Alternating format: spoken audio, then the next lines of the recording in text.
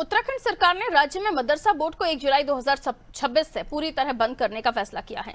इसके बाद सभी अल्पसंख्यक समुदायों के लिए उत्तराखंड अल्पसंख्यक शिक्षा अधिकार अधिनियम लागू होगा।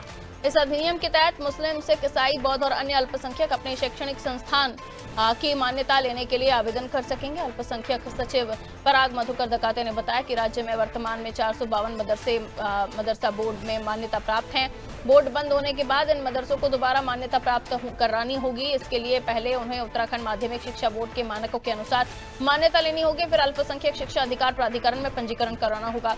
इसके लिए नई नियमावली और पोर्टल तैयार किए जा रहे हैं। वहीं मदरसा संचालक इस बदलाव को लेकर चिंतित हैं। उनका कहना है कई छोटे मदरसों के पास माध्यमिक शिक्षा बोर्ड के मानक पूरे करने के पर्याप्त संसाधन नहीं है।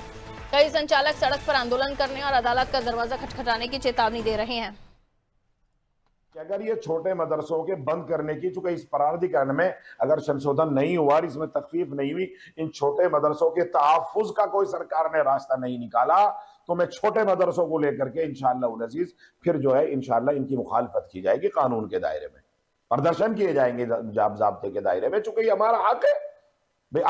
आर्टिकल 25, 26, 27, 28, 29 तक ये हमें इस बात का अधिकार दिया है। इस सरकार को सोचना चाहिए कि बड़े मदरसे तो आप उनको मान्यता दे देंगे, वो पैरामीटर्स आपके पूरा कर देंगे, मगर छोटे मदरसे जो एक तरह से बैकबोन थी एजुकेशन की, वो मानक पूरा नहीं कर पाएंगे, तो उनके लिए अलग से व्यवस्था करने की जरूरत है सरकार को, ताकि वो भी अपना बराबर उसी तरह से अपना कार्य करते रहें और लोगों को, बच्चों को एजुकेशन देते। मुख्य रूप से जो हमारे मदरसे हैं, 452 मदरसे पंजीकृत मदरसे हैं, इनको पुनः रजिस्टर करना पड़ेगा। वहाँ पे नियमावली बनाने की कार्रवाई प्रगति पर है यहाँ पे। लेकिन इसके स्टेज 1 ही है कि स्टेज 1 में उत्तराखंड बोर्ड से संबद्धता लेनी है वहाँ पे, और स्टेज 2 में जो है आपको मुख्य रूप से जो हमारी जो नया एक्ट बना है उसके अंतर्गत जो मान्यता है वो उसके अंतर्गत लेनी है। तो ये दोनों स्टेज एक दूसरे से जुड़े हुई है।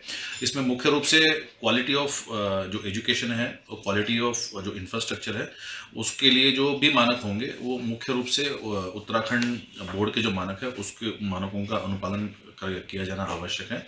और जो मान्यता के मानक है वो हमारे जो नए रूल्स बनेंगे उस रूल्स के अंतर्गत तय किए कि मानक हैं वहाँ पे उत्तराखंड एजुकेशन बोर्ड के, उस मानकों का अनुपालन किया जाना अपेक्षित है। उसके आधार पे ही आपको मान्यता मिलेगी अल्पसंख्यक जो प्राधिकरण है यहाँ पे, उसके बाद स्टेज 2 में उसकी मान्यता मिलेगी।